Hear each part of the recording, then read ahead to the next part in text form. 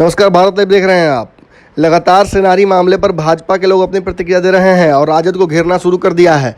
बता दें आपको कि सेनारी कांड में जो 13 अभियुक्त थे उनको कोर्ट ने सीधे तौर पर बरी कर दिया है। बता दें आपको कि इससे पहले जहानाबाद में जो कोर्ट था उसने इनमें कई लोगों को उम्र कैद और भारतीय न्याय दंड विद्या के तहत सबसे बड़ी जो सजाएं हो सकती हैं वो दी थी, लेकिन अब सब कुछ पलट दिया गया है और इन सब को बरी कर दिया गया है। ऐसी स्थिति में बिहार भाजपा के अध्यक्ष संजय जायसवाल ने अपने फेसबुक अकाउंट पर अपनी प्रतिक्रिया दी है। उन्होंने कहा है कि 34 इंसानों की हत्या किसी ने नहीं की, यह कैसे हो सकता है, यह तो दुखद है। भाजपा अध्यक्ष ने अपने ट्वीट में कई प्रश्नवाचक चिन्ह लगाए हैं और उन्होंने साफ तौर पर लिखा है कि हमारी न्याय व्यवस्था की खामियों किसी और इशारा कर रही हैं।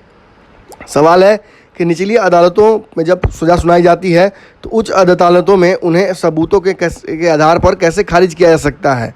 कानून तो कानून है। इस पर कानूनवादी वाईवी गिरी कहते हैं कि सिर्फ सेनानी नरसंहार ही नहीं, बथानी टोला नरसंहार, लक्ष्मणपुर बाथे मियाँपुर नरसंहार और शंकर बिगहा कांड में भी सभी अभियुक्तों को साक्ष्य के अभाव में बरी कर दिया गया था। ऐसे में राज्य सरकार की मंशा पर भी सवाल खड़े होते हैं। उसकी तरफ से इन सभी कांडों में आरोपियों को सजा दिलाने के लिए भरपूर कोशिश का अभाव लगा। राज्य सरकार अगर चाहती तो ऐसे सभी मामलों में सजा हो सकती थी। हमारा तो कंसर्न उन आरोपियों से जिन्होंने करीब 2 दशक तक प्रताड़ना झेली है, उन्हें मुआवजा भी दिया जाना चाहिए।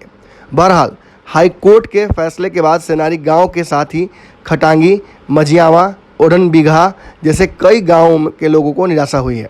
मृतक के परिजनों का कहना है कि जैसे अन्य नरसंहारों में दोषियों को सजा दिलाने के लिए बिहार सरकार सुप्रीम कोर्ट गई थी, इसी प्रकार इस मामले में भी करना चाहिए था और अपील करनी चाहिए थी। लोगों का कहना है कि जघन्यतम सामूहिक हत्याकांड के सभी आरोपियों को बरी कर जाना कहीं ना कहीं समाज में एक विकृत मानसिकता को पैदा करता है और साथ ही साथ दुर्भावना पैदा करता है। ऐसे में हमारे समाज का मनोबल लगातार गिरता जा रहा है।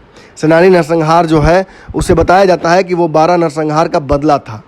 इस मामले में कुछ देर पहले ही सुशील मोदी ने भी ट्वीट करके बताया था कि एक समय था जब रणवीर सेना और एमसीसी को सीधे तौर पर राजद संरक्षण देती थी। 15 साल तक शासन उन्होंने इन दोनों को आपस में लड़ाकर किया। सुशील मोदी ने यह कहा कि सेनारी दुर्भाग्यपूर्ण घटना है। घटनास्थल पर पहुंचने के दौरान मैंने लाशों का ढेर देखा था और इस क्रूरतम नंगे नाच को देखने के बाद मुझे इस बात का एहसास हुआ था कि आखिर राजद किस तरीके से बिहार में सत्ता प्राप्त करने के लिए लोगों को आपस में लड़ा रही है। इस पूरे मामले पर अपनी प्रतिक्रिया भी आप हमारे कमेंट बॉक्स में आकर दे सकते हैं कि आखिर न्याय हुआ है या नहीं, क्योंकि न्याय जो प्रक्रिया है उस पर भी कहीं ना कहीं अब सवाल लोग खड़े करने लगे हैं। अगर ये वीडियो पसंद आई और वह बिहार के राजनीति और बिहारियत से सरोकार रखेनी तो सब्सक्राइब बटन दबा के चैनल के सब्सक्राइब कर ली। ओजे एगो घंटी बा, ओकरा बटन दबा देला से कुल सटीक और मारक खबर रुआ मुफ्त में मिल जाई।